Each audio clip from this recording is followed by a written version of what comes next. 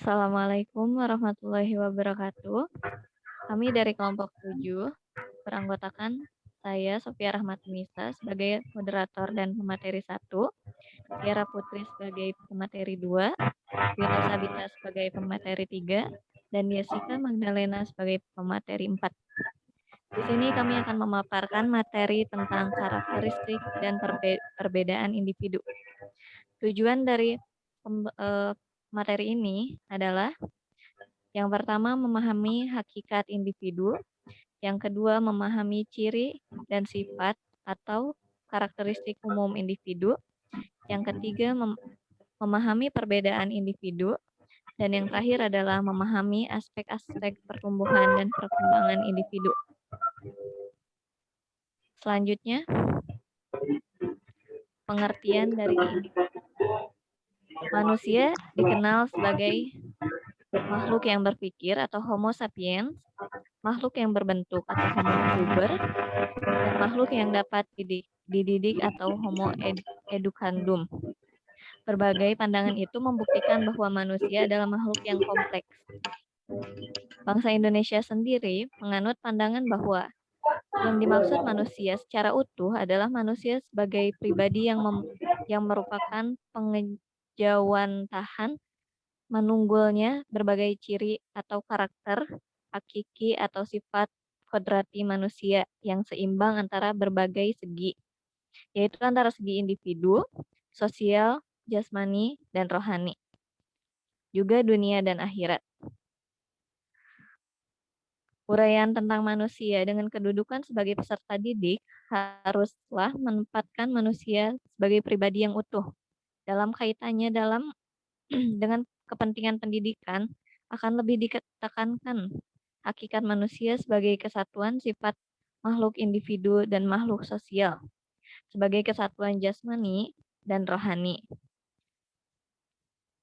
Sifat dan ciri-ciri tersebut merupakan hal yang secara mutlak disandang oleh manusia, sehingga setiap manusia pada dasarnya sebagai pribadi atau individu yang utuh. Arti dari individu sendiri ialah tidak dapat dibagi, tidak dapat dipisahkan, dan juga tunggal dan khas. Seseorang berbeda dengan orang lain karena ciri-ciri yang khusus itu. Menurut Kamus Eckholz dan Sadali, individu adalah kata benda dari individual, yang berarti orang atau perorangan. Selanjutnya, karakteristik individu. Ya, silakan Tiara Putri.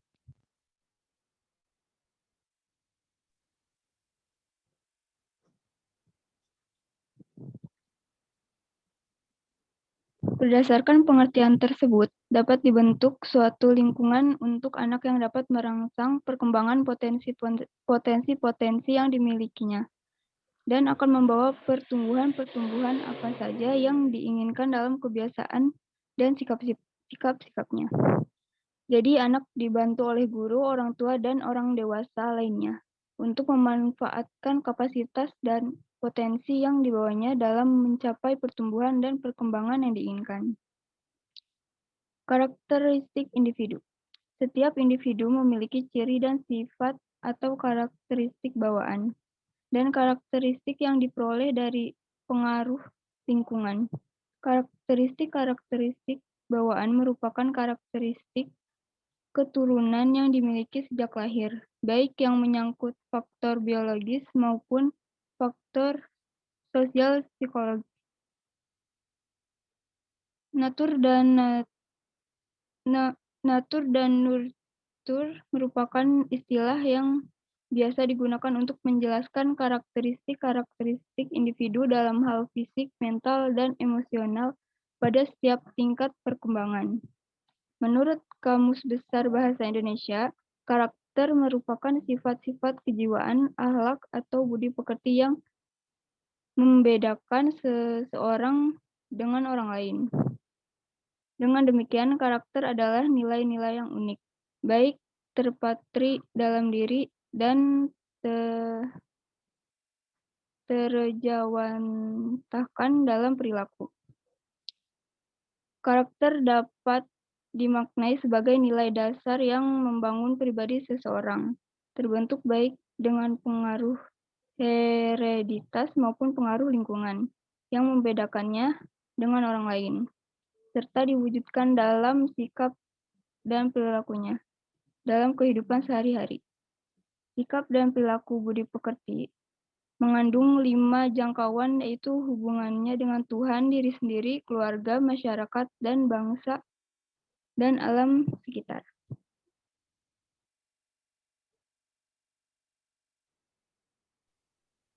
Selanjutnya, nilai-nilai karakter tersebut, nilai-nilai karakter dari individu. Pada Wina, saya persilahkan. Selanjutnya, nilai-nilai karakter tersebut adalah A. Yang berhubungan dengan Tuhan, beriman, bertakwa, bersyukur, jujur, berdisiplin, pemaaf, pemurah, penyayang, mawas diri, dan pengabdian. Berpikir jauh ke depan, tawakal, ikhlas, sabar, amanah, dan beradab. Yang B. Berhubungan dengan diri sendiri, bekerja keras, berani memikul risiko, berdisiplin, berhati lembut, berpikir matang, berpikir jauh ke depan, bersahaja, cerdik, cermat, dinamis, efisien, gigih, hemat, jujur, dan lain-lain. Yang C. Berhubungan dengan keluarga, bekerja keras,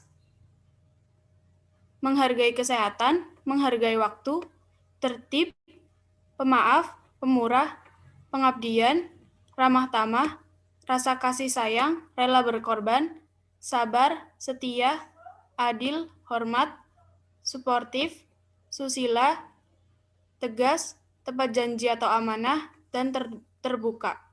Yang D. Berhubungan dengan masyarakat dan bangsa.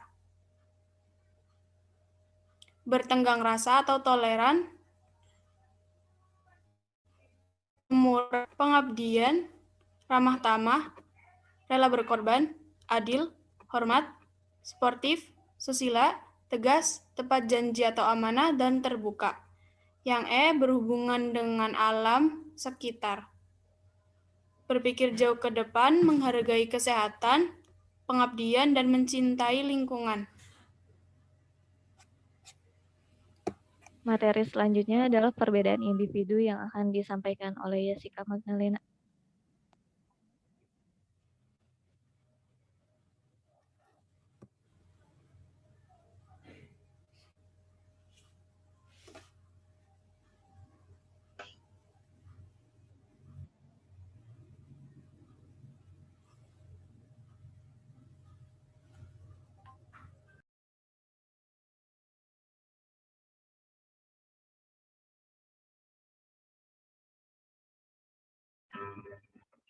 B. Perbedaan individu.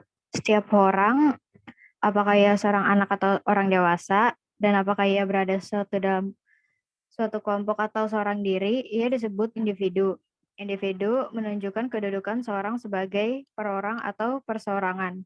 Sifat individual adalah sifat yang berkaitan dengan perorang, berkaitan dengan perbedaan individual perorangan. Ciri dan sifat orang yang suatu berbeda dengan orang yang lain.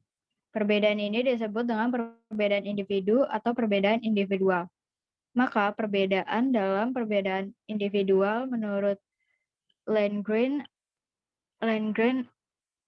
tahun 1980-578 menyangkut variasi yang terjadi, baik variasi pada aspek fisik maupun psikologis. Seorang ibu yang memiliki seorang bayi bertutur bahwa bayinya banyak menangis, banyak bergerak, dan kuat minum. Ibu yang lain juga memiliki seorang bayi, menceritakan bahwa bayinya pendiam, banyak tidur, tetapi kuat minum. Cerita kedua ibu itu telah menunjukkan bahwa kedua bayi menunjukkan ciri dan sifat yang berbeda satu sama dengan yang lainnya. Seorang guru setiap tahun ajaran baru selalu berhadapan dengan siswa-siswa yang berbeda satu sama lain. Siswa-siswa di dalam satu kelas memiliki ciri dan sifat yang berbeda satu sama lainnya. Mungkin sekali Dua orang dilihatnya hampir sama atau mirip. Akan tetapi jika diamati secara cermat, antara keduanya pasti terdapat perbedaan.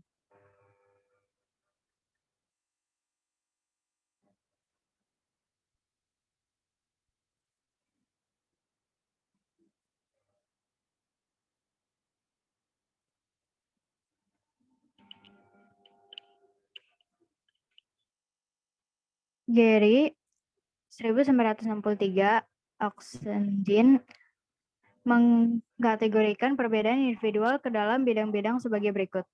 1. Perbedaan fisik, jenis kelamin, usia, berat, dan tinggi badan.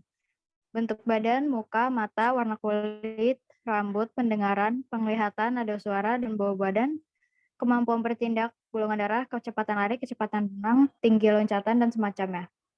Yang kedua, perbedaan sosial, status ekonomi, agama, kelompok keluarga, kelompok sosial, suku, dan semacamnya. Yang ketiga, perbedaan kepribadian, watak, motif, minat, sikap, pikiran, perasaan, kehendak perilaku, dan sejenisnya. Yang keempat, perbedaan inteligensi dan kemampuan dasar, tinggi, sedang, rendah, atau mampu. Yang kelima, perbedaan kecakapan atau kepandaian di sekolah, sangat cakap, kurang cakap, atau sangat pandai dan pandai.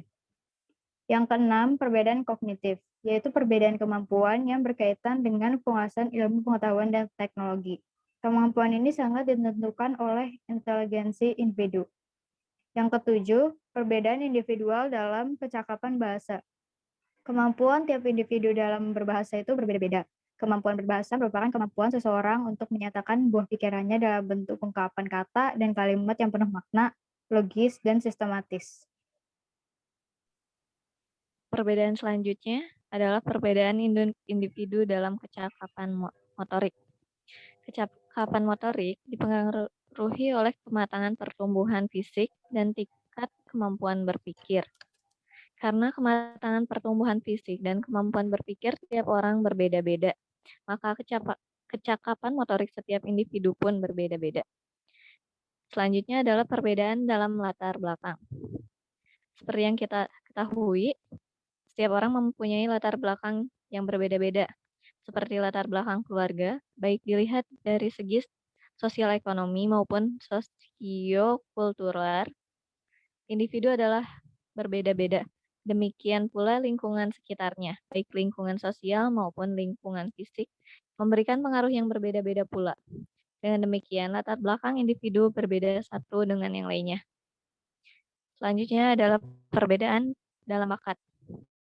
Bakat seseorang mempunyai kasus akan berkembang bila mendapat rangsangan bermuka cepat yang sangat bakat tersedia. Yang terakhir adalah perbedaan usia belajar. Individu ini sangat ditentukan oleh pengaruh latar belakang keluarga dan lingkungan.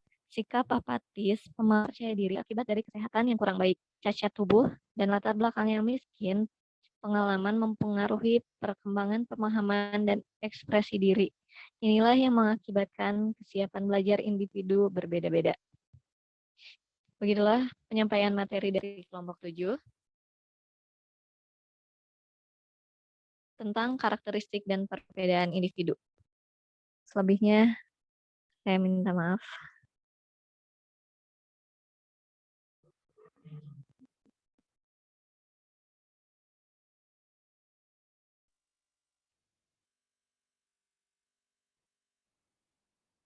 Wassalamualaikum warahmatullahi wabarakatuh. Waalaikumsalam.